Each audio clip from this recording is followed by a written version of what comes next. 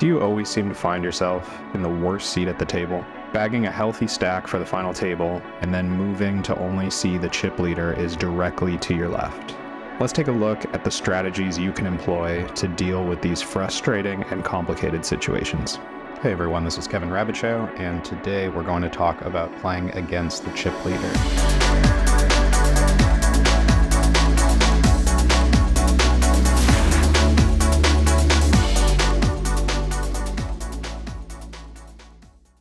Before we get into the details of this topic, we need to understand what exactly are we afraid of when we're talking about playing against the chip leader, specifically the chip leader on our left.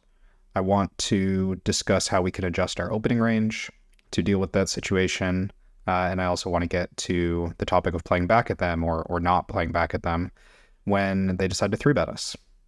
So first things first, what is it that we are afraid of? I think a lot of times when I hear people talk about having the chip leader on their left, what they're mostly concerned about is facing light 3-bets. So normally we want to enter pots, we want to raise first in, and not being able to do that or feeling like we can't do that because the player on our left is 3-betting us too much or just generally playing aggressively feels bad. Like it doesn't let us play the game the way that we want to play it. I think another thing that we're concerned about is an inability to bluff. This feeling like when we play post-flop, and we try to win a pot without a real hand, the chip leader has, let's call it house money, or they have chips to spare, and they're not going to be feeling as pressured when our short stack tries to bluff them. I think that honestly, that's the biggest misconception of all of these. I'm not going to address post-flop play directly in this video, but I do think that conceptually, I want to push back on the idea that the chip leader has extra money to spare, that they don't care about losing those chips. The chip leader is incentivized to stay the chip leader. And generally speaking, they would like to continue to push people around. They'd like to continue to play a lot of pots. And if we threaten their ability to do that, even by taking a quarter of their stack or a third of their stack in a big pot, that's a problem for them. So I think that inability to bluff is a mental block, perhaps something for another video. We're going to focus more on pre-flop play in this one. And the last thing everyone's concerned about is being knocked out of the tournament, right? We don't want to get all in and lose, and it feels like that happens more often when we have the chip leader on our left. So how can we, especially for points 1 and 3 here, facing light 3-bets and being knocked out, how can we prevent this from happening as best as we can? The first thing I want to get into is how exactly is the chip leader going to play when we enter the pot? So the first one we're going to look at in these solutions is how a typical big blind might play against our open and how the chip leader big blind would play against our open. In this solution, the chip leader has already folded. You can see that they are under the gun +1 right here. And we are in the low jack off of 16 big blinds, and we're going to min open. So when it gets to the big blind, in this case, the big blind is around average stack, slightly above average. And they're not playing tight, but they're not playing crazy, right? This is what we might generally expect the big blind to do against us when we open. We don't mind playing the spot. The chip leader has already folded. Let's compare that to the situation where the chip leader is in the big blind. Right away, you can notice that the calling frequency has gone up. The folding frequency has gone down, right? You have a huge VPIP here. The bluffing frequency, the non-all-in 3-betting frequency has gone up. Everything about this is what the chip leader is allowed to do when they're playing in the big blind against us. So this is problem number 1 that we run into when the chip leader is on our left. I'm going to show one more example of this in a 30 big blind solution where we're entering the pot from the small blind. So first let's look at small blind strategy, opening the pot into an average stack or a slightly above average stack. If we 3x open, we expect the big blind to fold 45% of the time, about 20% 3-bet, right? I'm gathering that from the sum of the all-in 3-bet and the non-all-in 3-bet here. It's about 20% 3-bet, 45% fold. And also worth checking, if we go all in, what we expect to happen. Let's compare that to when we're playing against the chip leader. The chip leader doesn't actually, and this addresses my point about them having chips to spare, chip leader doesn't actually call our all-in all that much more. But what does happen is that if we open, and even if we open larger than we did in the other situation, 3-bet frequency has gone up, at 22% overall, more small 3-betting, and they are folding around the same percentage despite the fact that the price is worse. The chip leader just gets to play looser. When the chip leader's in position, they're going to play more hands, they're going to 3-bet us not all in more aggressively, and that is generally what we are up against when they're directly to our left or when they are in the big blind. Now, the obvious thing that we're going to want to do with the knowledge of how the chip leader is going to play in the big blind and when they are defending in general, is we're going to change our opening range. So the first key point to playing better with the chip leader on your left is recognizing what position they're in, recognizing the average stack size and the relative stack sizes of you and your opponents, and adjusting your opening range to the complete table configuration. So what I'm starting to get at, and I'll show you in a few examples, is we're not simply opening whatever we're opening and then reacting when the chip leader 3-bets us. We're scanning for the whole table configuration. We're looking at where we stand and where they stand behind us relative to the average stack size, and we're adjusting the hands that we open with in the first place. Let's take a look at how that plays out. So what we have here first is a 25 big blind average stack final table. We are 7-handed, and the chip leader is in the big blind. So the cutoff has significantly adapted an opening range to recognize that they're opening into the chip leader. We have a lot of open shoves, a lot of open folds, and very selective min raising. And I'm sure you would recognize that this is much tighter than chip EV cutoff play for 15 big blinds. But I also even just want to compare this to the way that a 14 big blind stack would play with the same stack distribution, but without the chip leader in the blinds. So this is playing the hijack off the same stack size with the chip leader on the button. So the chip leader's still behind them, but they're not in the big blind. And even though we're 1 seat earlier, we're opening roughly the same frequency. So I think this starts to highlight the importance of recognizing the full table configuration. If we're folding 83% in the hijack off of 14 big blinds, but when we're playing 14 big blinds in the cutoff, we're folding 81%, extremely small change in our total VPIP from a much better position, just because of the fact that the chip leader is in the big blind, the best position to play hands against us, rather than on the button.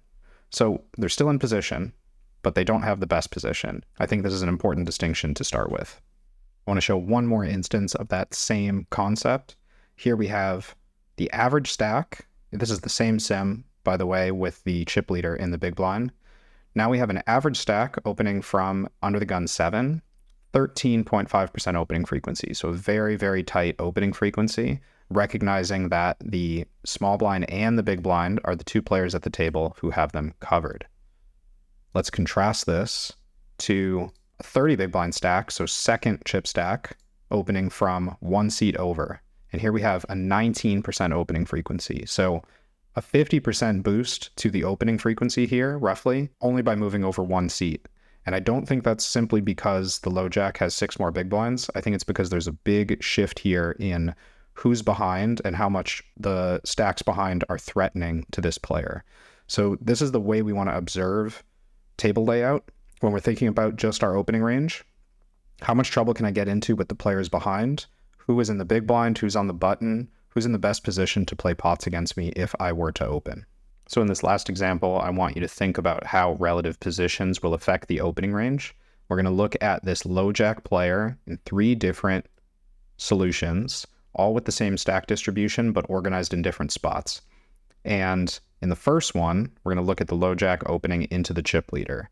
We've looked at the defending range for this already, but we haven't seen the opening range. So here we have the low jack opening just about 15% of hands, with the chip leader behind and also those 2 larger covering stacks on the button and the small blind. So all in the best positions on the low jack. Before we look at this next one, just think about what you would expect to change with the chip leader now in the cutoff. So here's that spot with the low jack opening and the chip leader move to the cutoff. And you see the opening frequency goes up from 14.8 to 15.9.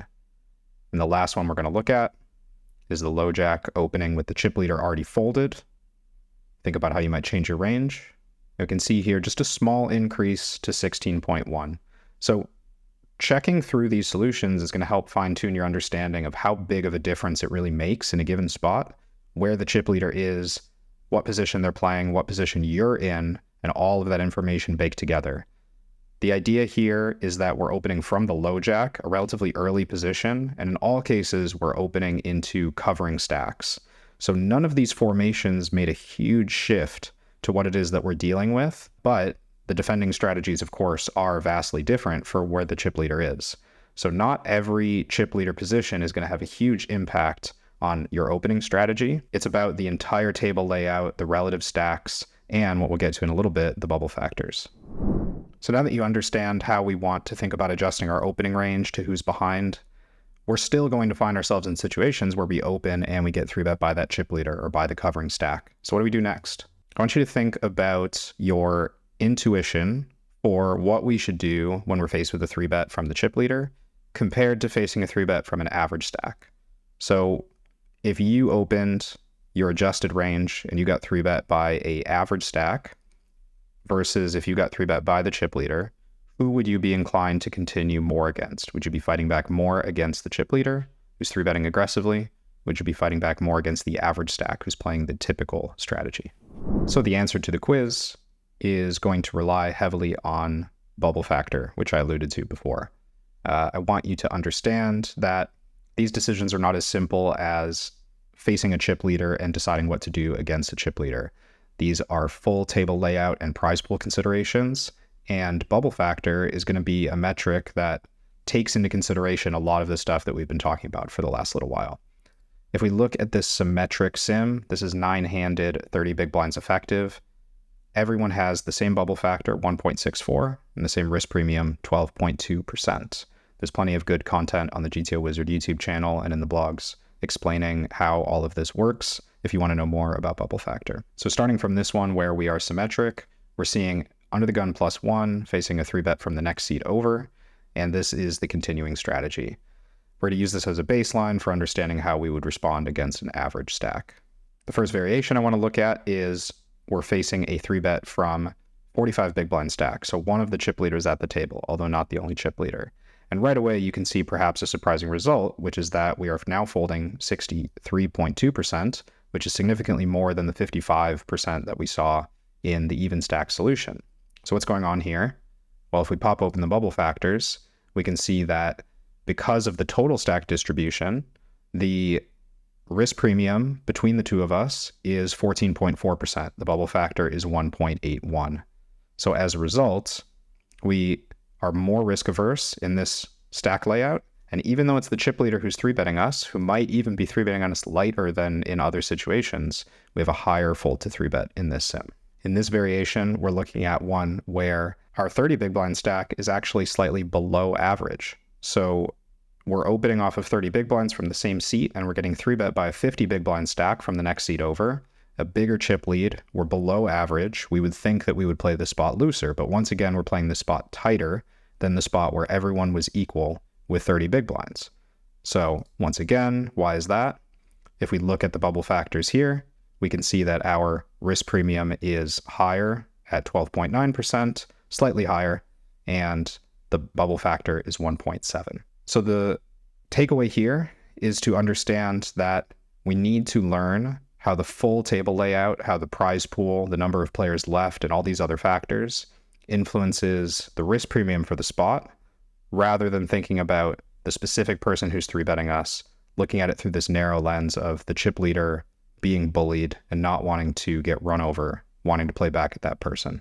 So once again, we want to understand that the answer to the question of whether we want to play back at the chip leader or not is more complicated than simply addressing how loose they're playing, how aggressively they're playing, and we have to take in the complete picture of what's going on with the table layout and with the technicals of the spot.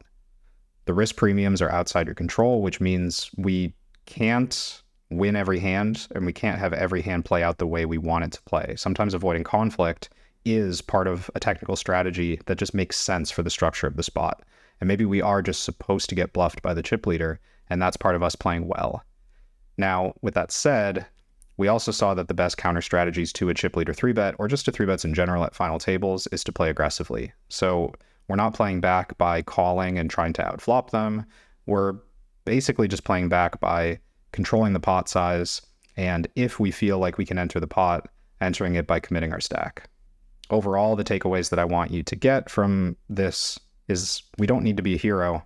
When it comes to playing against the chip leader, sometimes the correct strategy is to avoid conflict.